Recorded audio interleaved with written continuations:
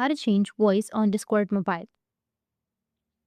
So if you want to change voice on your Discord mobile, then what you need to do is first, you just need simply go with your Play Store or your App Store and then install the Magic Mic. So open up your Play Store, go with search and search for Magic Mic Voice Changer. You need to install this application.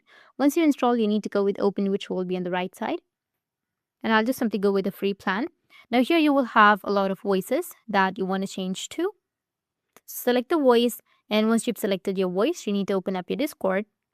And after opening your Discord, make sure that you've logged in.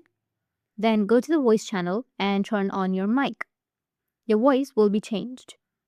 It will be changed to the other person who is hearing your voice. It will sound different. This is how you can change your voice on your Discord mobile. And if you have any questions, feel free to comment below. Thanks for watching.